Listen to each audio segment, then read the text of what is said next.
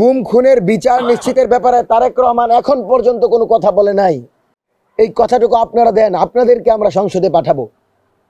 সে জায়গা থেকে যারাই নির্বাচিত হবে তারা যেন আগামীতে আমাদেরকে এমন কোনো আলটিমেটাম না দেয় যে তোমরা জুলাইয়ের কোনো শক্তি বাংলাদেশে কথা বলতে পারবা না।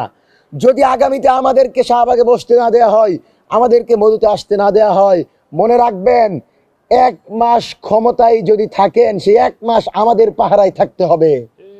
এবং আমাদের এই শক্তিগুলোকে উপেক্ষা করে যদি কোনো সরকার এদেশের রাষ্ট্র ব্যবস্থায় থাকতে চায় তাদেরকে জনগণকে সাথে নিয়ে আমরা প্রতিহত করব।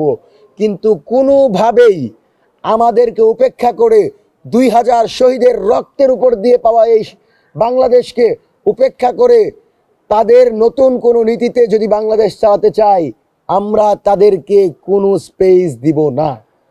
যারাই সরকারে আসবে তাদেরকে শাপলার বিচার করতে হবে, পিলখানার বিচার করতে হবে।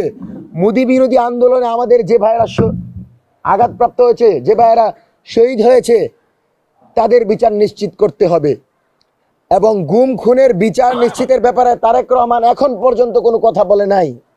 যেই তারেক রহমান বাংলাদেশের সবচেয়ে বড় দল বিএনপির জাতীয়তাবাদী দলের চেয়ারম্যান, আজকে তিনি যদি গুম খুনের বিচারের ব্যাপারে স্পষ্ট কথা বলতেন আমি মনে করি তাদের ভোট আরও বেড়ে যেত।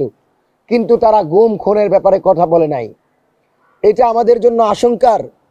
বাংলাদেশ জামাত ইসলামী আমাদেরকে যদি কোনোভাবেই ভুল বুঝিয়ে তাদের যে পরিবেশ, ছাত্র সংসদ নির্বাচনের মাধ্যমে ইতিমধ্যে শিবির বাংলাদেশের সকল সংসদ নির্বাচনে নির্বাচিত হয়েছে, কিন্তু আগামীর বাংলাদেশে যদি তারা সরকার গঠন করে আর তাদের সমালোচনা করার জন্য আমাদের মাঠে নামতে যদি কোনো বাধা প্রয়োগ করা হয় তাদের বিরুদ্ধে আমাদের লড়াই চলবে।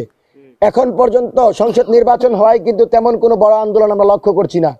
কিন্তু যারাই বাংলাদেশের সরকারে পরবর্তীতে আসবে তারা যদি ভুল করে, আমরা আশা করব বাংলাদেশের প্রতিটি বিশ্ববিদ্যালয় থেকে সবার আগে মিছিল বের হবে, প্রতিটি বিশ্ববিদ্যালয় থেকে সবার আগে প্রতিবাদ হবে এবং বাংলাদেশের প্রতিটি বিশ্ববিদ্যালয়কে আমরা ছাত্র রাজনীতির বাইরে দেখতে চাই, লেজুর ভিত্তিক রাজনীতির বাইরে দেখতে চাই। কারণ আমরা আশঙ্কা করছি যদি এই লেজুর ভিত্তিক রাজনীতি চলতে থাকে তাহলে নিজের মতামতের বাইরে গিয়ে যদি কোনো অন্য মতামত আসে তাহলে তারা তাদেরকে সেই স্পেস দেয় না। সেজন্য আমরা মনে করি বাংলাদেশের প্রতিটি ক্যাম্পাস হবে লেজুর ভিত্তিক রাজনীতি মুক্ত, সেখানে গণতান্ত্রিক রাজনীতির চর্চা হবে এবং বাংলাদেশের জনগণের যে কোনো ক্রাইসিসে বিশ্ববিদ্যালয় থেকে সবার আগে বিক্ষোভ বের হবে, সবার আগে মিছিল বের হবে, বিশ্ববিদ্যালয়ের প্রতিনিধিরা সবার আগে বাংলাদেশের জনগণের পক্ষে কথা বলবে, এটি আমরা প্রত্যাশা করি। অগ্রযাত্রা প্রতিদিন নির্ভীক প্রত্যয়ে উজ্জীবিত।